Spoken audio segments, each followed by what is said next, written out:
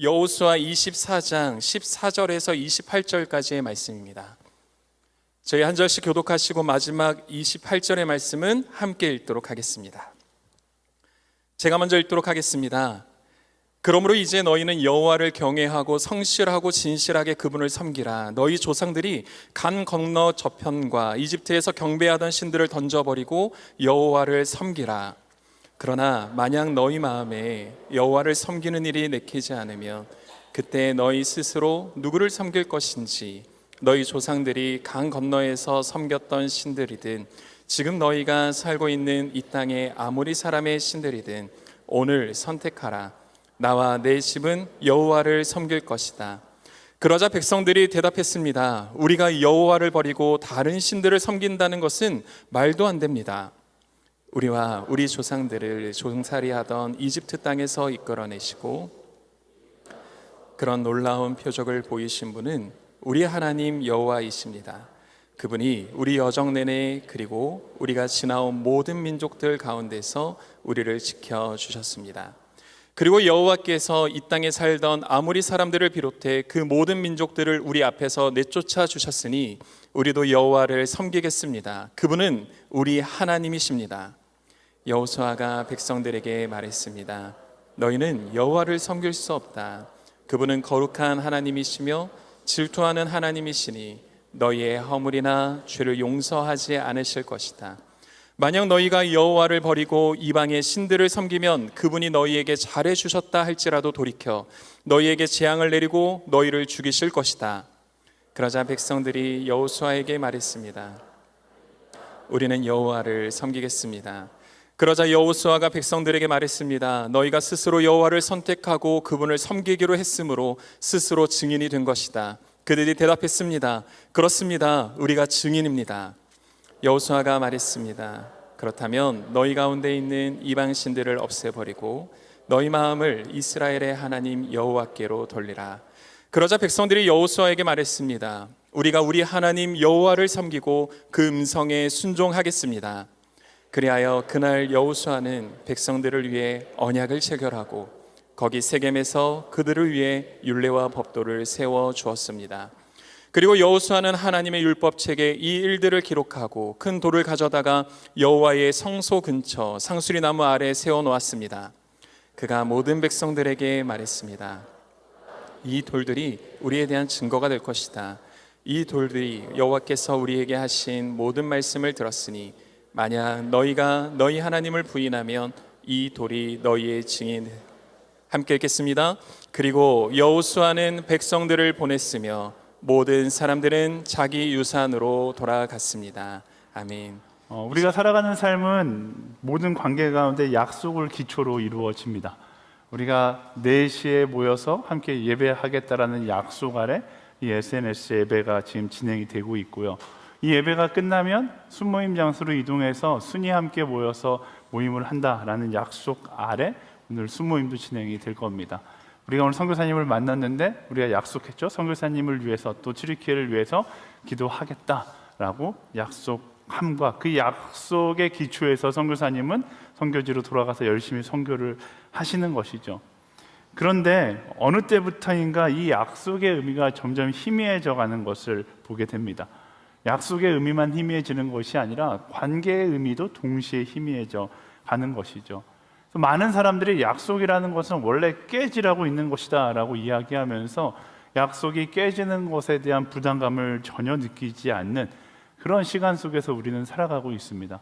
언젠가 제가 이야기했는데 휴대폰이 이제 보급화되면서 많은 사람들이 휴대폰만 가지고 있으면 언제든지 약속을 캔슬할 수 있으니까 이 약속이 얼마나 소중한 건지를 모르는 것이죠. 옆 사람 한번 보시겠어요? 네. 이제 주변에 정말 믿을 사람 찾기가 어려운 세상이 되어 버린 겁니다.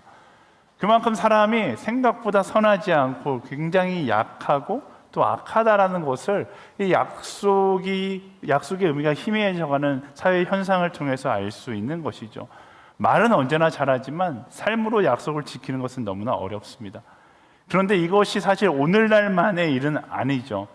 우리가 성경을 묵상하다 보면 이런 약속을 지키지 못하는 인간의 연약함들을 성경 곳곳에서 발견할 수 있습니다. 성경 자체가 처음 아담과 하와 스토리의 메인 그 테마가 뭐예요? 약속을 지키지 못했던 아담과 하와 이야기로부터 시작이 되잖아요. 거기서부터 하나님과의 약속을 지키지 못하는 이스라엘 민족의 이야기가 계속되고 예수님과의 약속을 지키지 못했던 제자들의 이야기가 계속되는 것. 성경 자체가 약속을 하고 깨고 하고 깨고 하고 깨고의 이야기가 계속 반복되는 스토리라는 것을 알 수 있습니다. 성경만 그런가? 성경도 그런데 우리의 일상은 얼마나 더 심하겠습니까? 역사 속에서 우리가 보게 되는 것은 인류의 역사는 배신의 역사라고 해도 과언이 아닐 만큼 수없이 많은 배신과 배반들로 가득 채워져 있습니다. 우리가 보고 있는 영화나 드라마 이 안에도 수없이 많은 배신과 배반의 스토리가 가득 차 있고 우리는 그것을 보면서 별로 새롭다라고 느끼지 않을 정도로 이 약속이 깨지는 것에 대해서 별로 죄책감을 느끼지 않을 때가 너무나 많은 것이죠. 그러나 진정한 약속은 절대로 가벼운 것이 아닙니다. 좋은 공동체가 되는 방법은 이 약속이 얼마나 소중하다는 것을 기억하고 이 약속의 가치가 회복될 때 건강하고 좋은 공동체가 되는 것이죠. 오늘 여호수아서의 마지막 장면인데 여호수아가 이제 각 지파들을 흩어보내기 전에 마지막으로 권면하는 말씀이 지난주부터 시작이 되었습니다. 또 이스라엘 여호수아가 어떤 사람입니까? 이집트에서 나왔던 그 순간부터 가나안 전쟁이 끝날 때까지 이스라엘의 모든 역사를 다 봤던 한 사람인데 이스라엘의 모든 민낯을 낱낱이 보았던 것이죠. 무엇을 봤겠습니까? 그들이 얼마나 약속을 안 지키는 사람들인지, 그들이 얼마나 약속을 가볍게 여기는 사람들인지, 그리고 얼마나 배신을 쉽게 하는 사람들인지를 봐왔던 것이죠.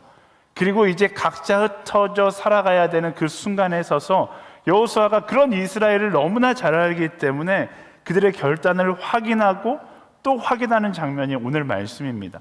14절과 15절 말씀 함께 읽어볼까요? 시작. 그러므로 이제 너희는 여호와를 경외하고 성실하고 진실하게 그분을 섬기라. 너희 조상들이 강 건너 저편과 이집트에서 경배하던 신들을 던져버리고 여호와를 섬기라. 그러나 만약 너희 마음에 여호와를 섬기는 일이 내키지 않으면 그때는 너희 스스로 누구를 섬길 것인지 너희 조상들이 강 건너에서 섬겼던 신들이든 지금 너희가 살고 있는 이 땅의 아모리 사람의 신들이든 오늘 선택하라. 나와 내 집은 여호와를 섬길 것이다. 아멘. 여호수아가 이스라엘 민족에게 아주 강력하게 말합니다. 다른 우상들을 다 던져버리고 여호와만을 섬겨라. 이 명령을 보면서 놀랍지 않습니까? 지난 40년 동안 하나님과 동행하며 광야 길을 왔고 가나안 전쟁 가운데 하나님의 도우심을 통해서 승리했는데 지금 여호수아가 이렇게 말하고 있는 전제가 뭐예요? 지금 이 순간에도 어떤 이들은 여호와를 섬기고 있지만 한편으로 이집트의 신을 섬기는 사람들이 있었다라는 것을 전제로 여호수아가 지금 이런 이야기를 하고 있는 것입니다. 그 험난한 이스라엘의 역사 속에 지나왔음에도 불구하고 여전히 두 마음을 품고 있는 사람들이 존재했었다라는 것이죠. 하나님을 마치 보험처럼 생각하는 거예요. 우리가 급할 때 하나님, 부처님, 알라, 공자 도와주세요 이렇게 기도하는 영화나 만화의 장면이 나오는데 마치 하나님을 그렇게 생각하고 있는 거예요. 보험을 들어놓은 것처럼 하나님 보험 하나, 이집트신 보험 하나, 또 다른 우상 보험 하나, 이런 사람들이 있었다라고 말씀이 지금 이야기하고 있는 것입니다. 그런데 우리가 지금 하나님을 믿는 사람들의 모임인 예배를 하고 있는데 우리 가운데도 이런 모습이 발견될 수 있다라는 것을 우리는 경계할 수 있어야 돼요. 기독사회 연구원에서 2023년, 제가 이 설문을 보고서 깜짝 놀랐는데 2023년에 19세에서 34세의 개신교인, 교회를 다니는 사람으로 조사를 했는데 교회에 다니면서 점이나 사주, 타로나 운세를 받던 적이 있다, 이런 경험이 있다라는 답변이 몇 퍼센트일 것 같아요? 저는 많으면 15%나 될 줄 알았거든요. 답변이 45.4%였다라고 이야기합니다. 여러분 오른쪽 한번 왼쪽 한번 이렇게 보시겠어요? 오른쪽 한번 왼쪽 한번. 45.4%면 그 두 사람 중 한 사람일 가능성이 있다라는 얘기예요. 어마어마하게 높은 숫자 아닙니까? 나는 크리스찬이야, 나는 주일마다 예배드리고 나는 하나님을 사랑해 라고 이야기하면서 정작 중요한 결정을 앞두고는 오늘의 운세를 살펴보고 불안할 때마다 타로 카드점을 의지하는 사람들이 있다라는 것입니다. 이스라엘 민족이나 오늘을 살아가는 그리스도인들이나 어떻게 보면 동일한 모습인 것이죠. 근데 여호수아는 뭐라고 이야기합니까? 하나님 외에 다른 신에게 미래를 묻는 그 어리석은 행위를 멈추라 라고 이야기하고 있습니다. 사랑하는 SNS 청년 여러분, 사주, 운세, 타로, 별자리, 이거 한 번이라도 본 사람들 오늘 회개할지어다. 네, 아멘. 우리 옆 사람에게 선포하겠습니다. 일단 그냥 대놓고 선포하는 거. 회개할지어다. 네, 회개하세요. 제발 앞으로는 재미로라도 그런 거 보지 마세요. 그런 곳이 있으면 오히려 뭐 해야 됩니까? 영적 전쟁을 선포해야죠. 예수 그리스도 이름으로 명하니 저런 우상들은 한국, 대한민국 가운데서 떠나갈지어다, 이렇게 선포할 수 있는 그런 그리스도인들이 되어야 하는 것입니다. 우리가 어떤 핑계를 대도 하나님은 그것을 우상 숭배라고 이야기하고 있어요.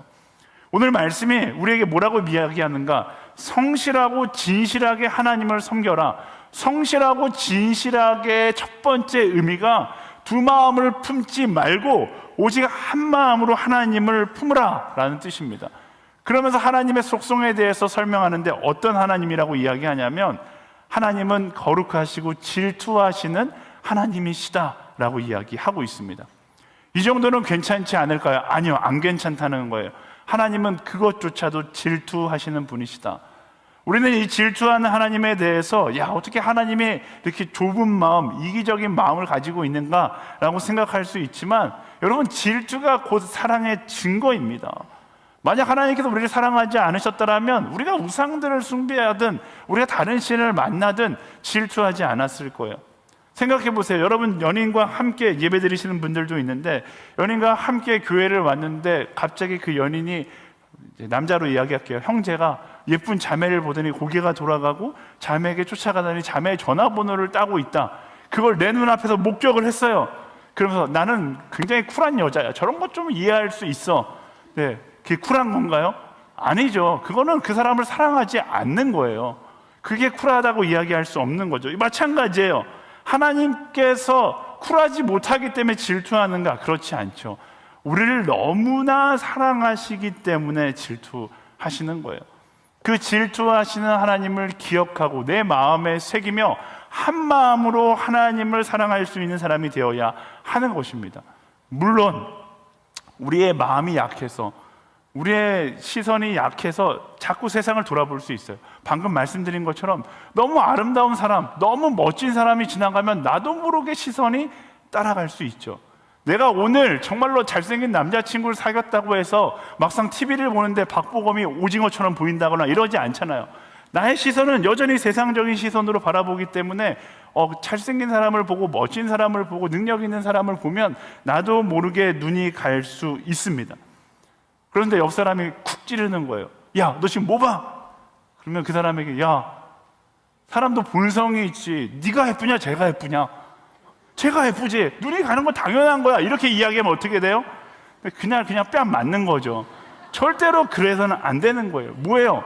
오늘 말씀이 뭐라고 이야기하는가? 내 마음이 이쪽으로 기우는 것이 당연한 것이 아니라 여호수아가 뭐라고 합니까? 이런 상황 가운데 너희는 선택해라 라고 이야기합니다. 결단이라는 것은 감정이 아니라 선택이고 의지라는 것을 여호수아가 이야기하는 거예요. 세상이 나를 미혹할 수 있어요. 쳐다볼 수 있죠. 하지만 거기서 뭐 하는 겁니까? 내 마음을 완전히 내어주는 것이 아니라 나는 하나님을 사랑하기로 선택했기 때문에 마음을 빼앗기지 않고 나의 시선을 다시 하나님께로 고정시키겠다. 의지적으로 결단하고 뒤돌아보지 않는 것, 그게 바로 여호수아가 이야기하는 하나님을 향한 마음이다라는 것입니다. 결단은 감정이 아니라 선택인 거예요.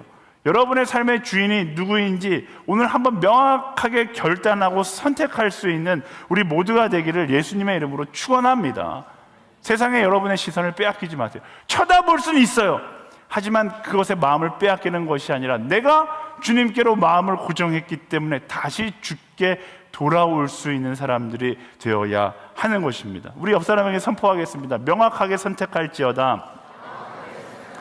아멘. 여호수아가 지금 그걸 권면하고 있는 거예요. 두 마음을 품지 말고 하나님을 따르기로 결단했다라면 곁눈질하는 인생이 아니라 하나님께 너의 시선을 고정하는 인생을 살아가라 라고 이야기하는 것이죠. 근데 이 장면에서 재밌는 것은 여호수아가 이렇게 이야기할 때 이스라엘 민족이 조금도 고민하지 않고 즉각적으로 대답을 하는 거예요. 사실 이 즉각적으로 대답을 하는 것 자체가 여호수아 마음 가운데 못마땅했을 것 같아요.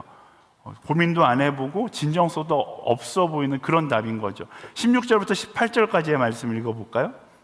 시작. 그러자 백성들이 대답했습니다. 우리가 여호와를 버리고 다른 신들을 섬긴다는 것은 말도 안 됩니다. 우리와 우리 조상들을 종살이하던 이집트 땅에서 이끌어내시고 우리 눈앞에서 그런 놀라운 표적을 보이신 분은 우리 하나님 여호와이십니다. 그분이 우리 여정 내내 그리고 우리가 지나온 모든 민족들 가운데서 우리를 지켜주셨습니다. 그리고 여호와께서 이 땅에 살던 아모리 사람들을 비롯해 그 모든 민족들을 우리 앞에서 내쫓아 주셨으니 우리도 여호와를 섬기겠습니다. 그분은 우리 하나님이십니다. 아멘. 말씀만 딱 봤을 때에는 이스라엘 민족의 고백이 정말로 로맨틱하고 멋진 고백처럼 보입니다. 근데 여호수아가 이 고백을 들으면서 이스라엘의 마음을 꿰뚫어 보는 거예요. 제가 노란 표시해놨는데 백성들이 하나님을 선택하는 이유가 뭐예요? 17절과 18절에 보면 하나님께서 그들을 이끌어내셨기 때문에, 하나님께서 그들을 지켜주셨기 때문에, 하나님께서 내쫓아 주셨기 때문에 뭔가 느낌이 오지 않습니까? 이스라엘이 하나님을 따르겠다라고 이야기하는 논리가 이거예요. 여호와께서 우리에게 가장 잘해주시고, 지금 있는 신들을 쭉 보니까 여호와가 가장 유능해 보이고, 지금 이제까지 걸어왔던 길들을 다 계산해 보니까 여호와가 승률을 가장 보장해 주시는 신이기 때문에 내가 그를 섬기겠습니다 라고 이야기하는 것이죠. 이 말은 결국 나에게 이익을 더 이상 주지 못하거나 더 강력한 신이 나타난다면 언제든지 나는 갈아타겠다라는 조건부적 신앙 고백인 것입니다. 우리는 이것을 기복신앙이라고 이야기하죠. 사랑하는 여러분, 하나님을 내 삶의 필요를 채워주는 유능한 비서나 내 소원을 성취해주는 램프의 진이처럼 여기면 안 되는 것입니다. 근데 우리의 신앙 가운데 이런 모습들이 보일 때가 너무나 많아요. 하나님, 취업하게 되면 내가 열심히 봉사하겠습니다. 내가 원하는 사람과 결혼할 수 있게 되면 내가 열심히 하나님을 사랑하겠습니다. 하나님은 우리에게 그런 조건적인 사랑을 요구하시는 분이 아니에요. 이 땅의 복들이 하나님을 선택하는 기준이 되어서도 안 되는 것입니다. 이 이야기를 듣고 여호수아가 어떤 반응을 보일까요? 19절, 20절 말씀 함께 읽어보겠습니다. 시작. 여호수아가 백성들에게 말했습니다. 너희는 여호와를 섬길 수 없다. 그분은 거룩한 하나님이시며 질투하는 하나님이시니 너희의 허물이나 죄를 용서하지 않으실 것이다. 만약 너희가 여호와를 버리고 이방의 신들을 섬기면 그분이 너희에게 잘해주셨다 할지라도 돌이켜 너희에게 재앙을 내리고 너희를 죽이실 것이다. 아멘. 여호수아가 앞뒤 안 가리고 딱 잘라서 너희는 여호와를 섬길 수가 없다라고 경고해요. 왜 이렇게까지 단호하게 경고하는가? 그들에게 진정한 결단이 무엇인지를 알려주기 원하는 것이죠. 여러분, 진정한 사랑이 무엇입니까? 연인을 만날 때 처음에 우리는 어떻게 사랑에 빠져요? 그 사람이 내가 원하는 이상형이기 때문에 사랑에 빠져요. 저는 거기까지가 진정한 사랑이라고 생각하지 않습니다. 왜? 더 멋진 이상형이 나타나면 그때부터는 그 사랑이 흔들릴 수 있기 때문에 그래요. 어떤 사람은 돈이 많은 사람을 보면서 사랑에 빠질 수 있습니다. 근데 그건 불안한 사랑이죠. 왜? 더 돈이 많은 사람을 보면 마음이 흔들릴 수 있기 때문에 그렇죠. 더 좋은 차를 가진 사람을 만나서 사랑에 빠진다면 언젠가는 더 좋은 차를 가진 사람을 만날 수 있기 때문에 그 사랑은 불완전한 사랑입니다. 근데 진정한 사랑은 이런 조건을 넘어서서 존재를 사랑하는 것이 진정한 사랑인 것이죠. 제가 결혼 주례를 할 때마다 항상 똑같이 하는 얘기가 있어요. 결혼 전에는 우리는 조건을 보면서 사랑에 빠질 수 있어요. 하지만 저는 결혼 전에 하는 그 어떤 뜨거운 사랑도 미완성의 사랑이라고 확신합니다. 우리 옆 사람에게 선포하겠습니다. 결혼할지어다. 네, 결혼을 꼭 해야 돼요. 왜? 그 미완성의 사랑을 완성하기 위해서라도 해야 돼요. 제가 왜 결혼하기 전까지의 사랑을 미완성의 사랑이라고 이야기하는가? 결혼하기 전에는 서로 사랑스러운 모습만 보여주고 그 모습 가운데 사랑에 빠지기 때문에 그래요. 아닌데요, 우리는 볼 거 못 볼 거 다 봤다고 생각하는데요. 네, 결혼한 선배들에게 물어보세요. 연애할 때 볼 거 못 볼 거 다 봤다고 해서 못 볼 그 모습은 그 사람의 진실된 모습의 단 1%도 되지 않습니다. 결혼하고 나면 그 다음 날부터 남 99%의 모습들이 막 오픈되기 시작하는데 감당할 수가 없어요. 근데 그때는 어떻게 해야 돼요? 더 이상 조건을 사랑하는 것이 아니라 그때부터는 그 존재를 사랑하는 것이 무엇인지를 알게 되는 것이죠. 결혼하기 전엔 상대의 외모가 아름다워서 사랑했지만, 여러분, 아름다움이 영원합니까?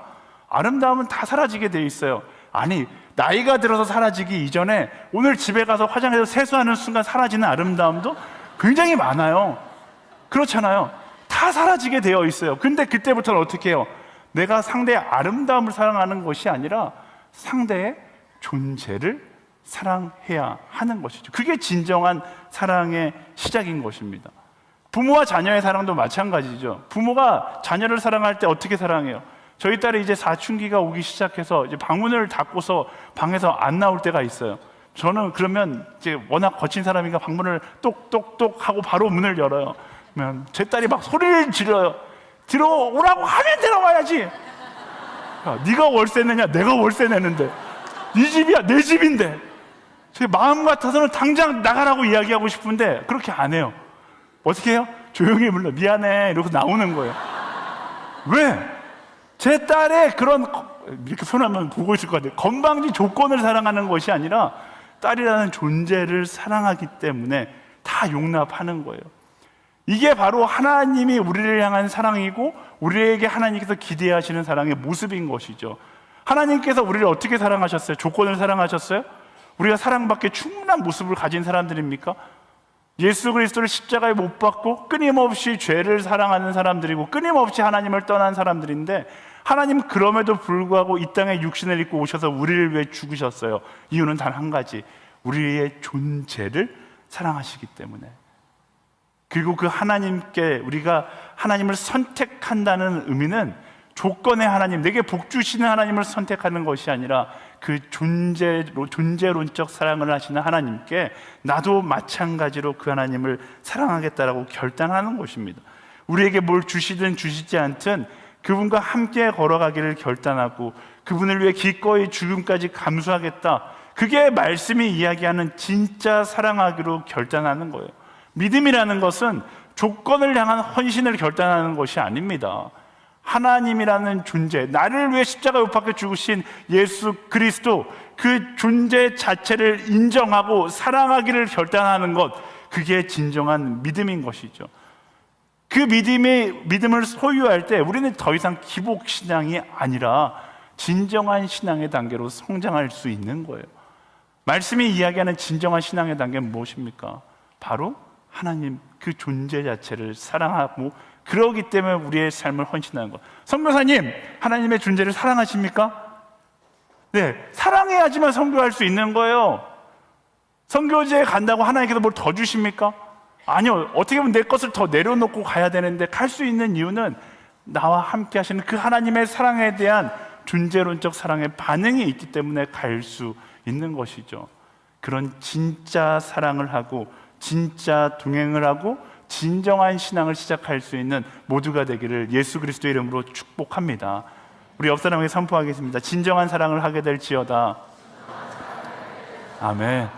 그래서 자꾸만 결혼 이야기해서 죄송한데, 결혼을 통해서 가장 얻을 수 있는 최고의 가치는 이 하나님의 사랑이 얼마나 존재를 향한 사랑인지를 알 수 있게 되는 것이죠. 네, 여기까지 할게요. 네, 어쨌든 여호수아가 그렇게 단호하게 이야기했을 때 이스라엘 민족 자존심이 엄청 상했을 겁니다. 평상시에 이스라엘이라면 아마 그 화를 내면서 아닌데 우리 진짜 사랑하는데 이렇게 막 여호수아에게 화를 냈을 수 있는데, 이스라엘의 자존심을 내세우지 않고 겸손하게 다시 한번 자신들의 신앙을 고백합니다. 21절 말씀 함께 읽겠습니다. 시작.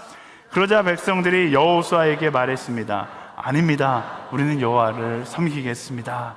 이스라엘의 민족이 자존심을 꺾고 우리는 여호와를 섬기겠습니다. 그들의 의지를 다시 한번 고백합니다.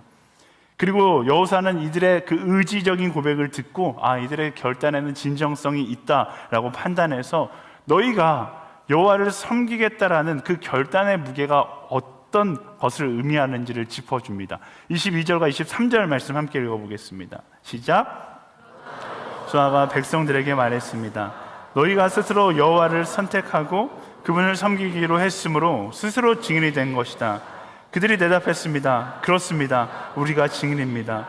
여호수아가 말했습니다. 그렇다면 너희 가운데 있는 이방신들을 없애버리고 너희 마음을 이스라엘의 하나님 여호와께로 돌리라. 아멘. 여호수아가 너희가 이제 스스로 선택하고 섬기기로 했기 때문에 너희는 증인이 되었다. 여기서 증인이 되었다는 것은 무엇을 의미합니까? 너희의 삶이 곧 하나님의 살아계심의 증거가 될 것이다 라고 이야기하고 있는 것입니다. 증거가 된다, 증인이 된다라는 것은 무엇을 의미하는가? 순도 100%짜리 하나님의 사람의 삶을 살게 될 것이다, 그것을 의미하고 있는 것이죠. 그러면 증거가 무엇입니까? 어떤 결과가 조금의 거짓도 없이 사실이라는 것을 이야기해 주는 것이 증거입니다. 한 실험실에서 무언가를 증명하기 위해서 실험 결과라는 증거가 필요하잖아요. 근데 그 증거를 만드는데 가장 중요한 것은 오염되지 않는 거예요. 단 1%의 불순물이라도 섞이게 되면 그 실험 결과는 무효가 될 수밖에 없습니다. 참된 증거가 되기 위해서 순도 100%가 될 수 있어야 하는 것이죠. 우리가 하나님의 증인으로 살아가겠다라는 그 고백, 너희는 땅끝까지 이르러 증인이 되라는 그 사명, 그 사명을 따라가겠다는 그 결단의 의미가 바로 여기에 있는 거예요. 나는 순도 100%짜리 하나님의 사람으로 살아가겠다. 그 결단의 무게가 가벼운 것이 아닙니다. 그래서 여호수아가 제일 먼저 뭐라고 이야기해요? 너 순도 100%의 하나님의 사람이 되어야 한다. 그러기 위해서 너의 삶 가운데 있는 모든 이방 우상들을 다 제거해야 한다. 왜? 그래야지만 그들이 걷는 모든 걸음걸음이 하나님께서 동행하는 걸음의 증거가 될 것이고, 그들이 행하는 모든 행동 하나하나가 하나님과 동행하는 자의 행동이 될 것이고, 그들이 말하는 모든 말 한마디 한마디가 하나님과 함께하는 자가 이야기하는 고백이 될 것이기 때문에 그들의 삶 가운데 모든 이방 우상들을 제거하라고 이야기하는 것이죠. 우리도 마찬가지예요. 증인으로 살아가기 위해서 우리는 말로만 약속하는 것이 아니라 삶의 기준이 온전히 100% 순도 100%짜리 하나님의 사람이 되어야 하는 것입니다.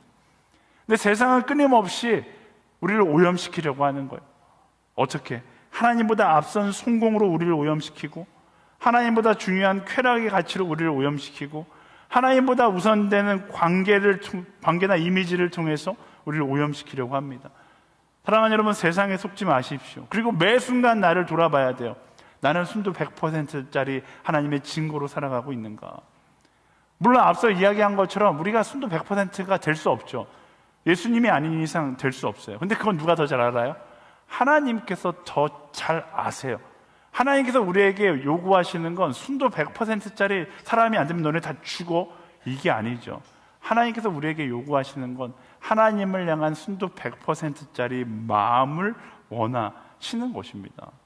내 삶이 세상으로 오염되는 것, 오염될 수 있죠. 하지만 그것을 당연하게 여기지 않고 견디지 않을 수 있는, 어쩌면 영적 결벽증과 같은 모습으로 살아가는 그 태도가 우리 안에 있어야 한다라는 거예요.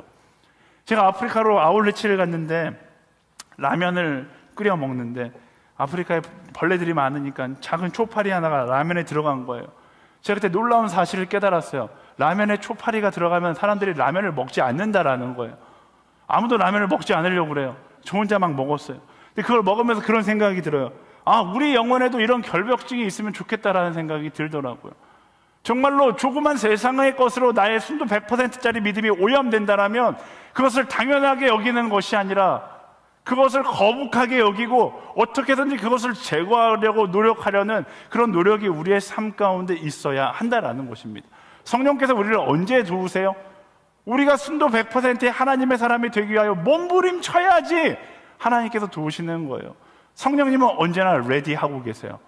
우리가 먼저 거룩함을 향하여 몸부림치기를 기다리시는 거죠.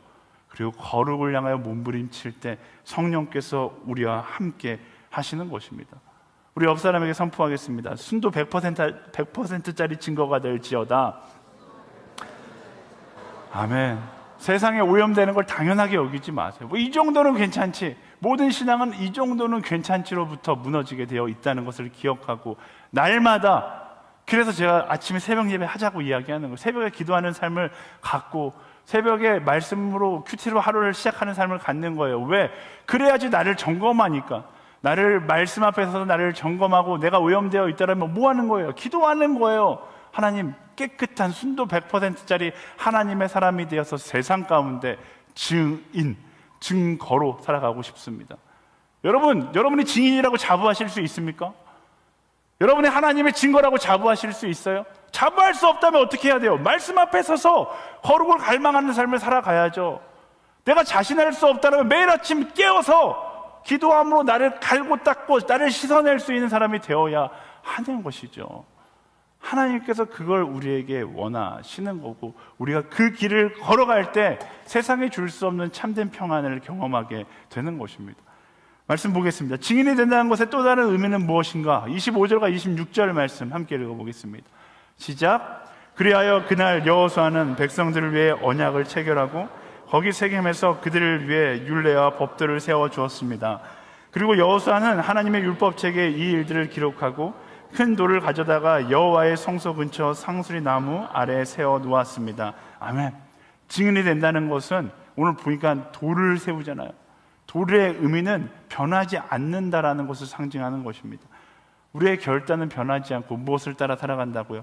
오직 말씀을 따라 살아가는 것, 그게 바로 증인이 된다는 것의 의미인 것입니다. 세상의 가치 기준을 쫓아 살아가는 것이 아니라 정말로 내가 고민할 때마다 말씀을 펼쳐들고 이 말씀의 기준을 따라 살아가겠다, 그게 증인인 거예요. 내가 원하는 나의 본성이나 나의 욕심을 따라 살아가는 것이 아니라 하나님께서 주신 말씀을 따라 나아가기로 결단하는 것. 증인의 기준은 세상에 있지 않고 말씀에 있다는 것을 기억하십시오. 그리고 제일 중요한 것, 여호수아는 그들의 거룩한 감동과 결단이 딱 그 자리에 머물기를 원하지 않았습니다. 28절 말씀 함께 읽어보겠습니다. 시작. 여호수아는 백성들을 보냈으며 모든 사람들은 자기 유산으로 돌아갔습니다. 네, 언약의 장소에 머물러 있는 것이 아니라 돌아갔어요. 왜? 증인이니까, 증거니까.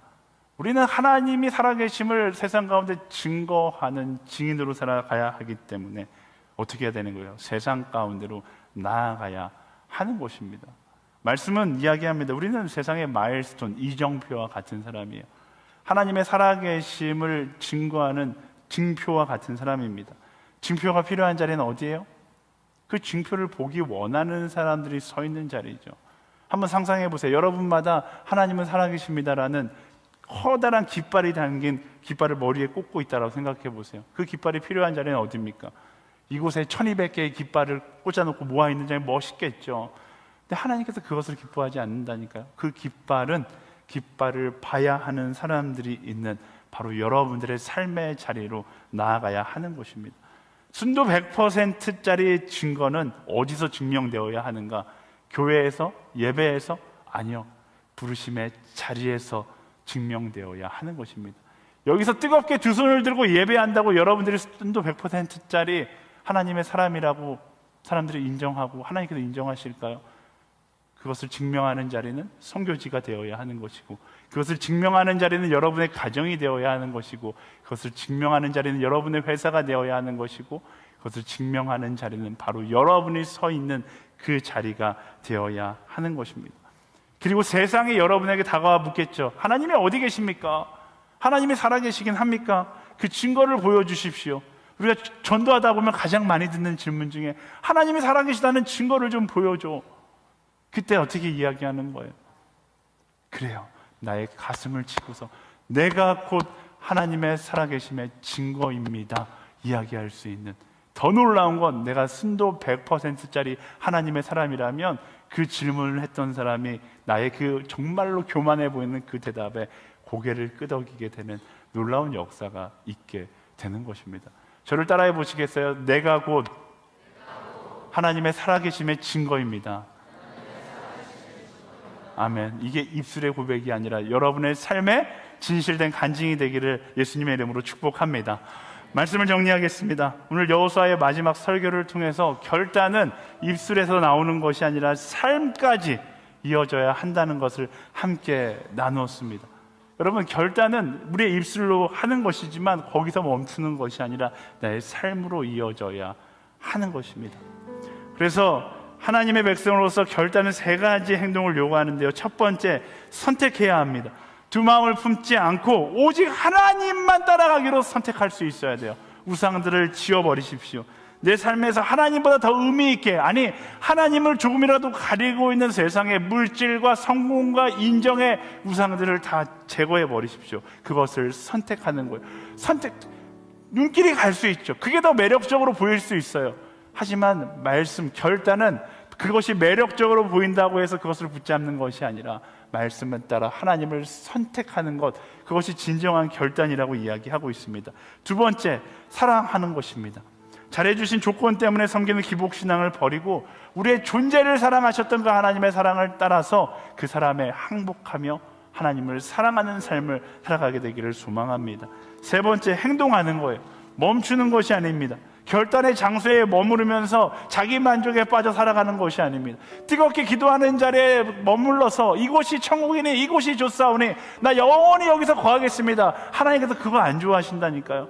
하나님께서는 우리가 승리의 깃발을 들고 하나님의 살아계심의 증거가 되어 여러분의 삶의 자리로 나가는 것을 하나님께서 원하시는 것입니다. 여호수아는 이스라엘 민족에게 단호하게 선포합니다. 나와 내 집은 여호와를 섬길 것이다. 여호와를 섬기겠다라고 이야기하는 여호수아의 고백에 이 세 가지 액션 워드가 다 들어있어요. 나는 하나님만 선택할 것이다. 나는 하나님만 사랑할 것이다. 그리고 나는 그 말씀을 따라 행하며 살아갈 것이다. 여러분은 누구를 선택하겠습니까? 누구를 섬길 것입니까? 오늘 당장 이 순간 누구를 섬길 것인지를 결단하십시오. 나와 내 집은 여호와를 섬길 것이다. 그를 선택할 것이며 그를 사랑할 것이며 그의 말씀을 따라 행동할 것이다. 그 선택이 세상 가운데 하나님의 증거로 여러분들을 세우게 될 것입니다. 우리를 하나님의 증인으로, 하나님의 증거로 부르신 그 하나님께 우리 감사와 영광의 박수 함께 드리겠습니다.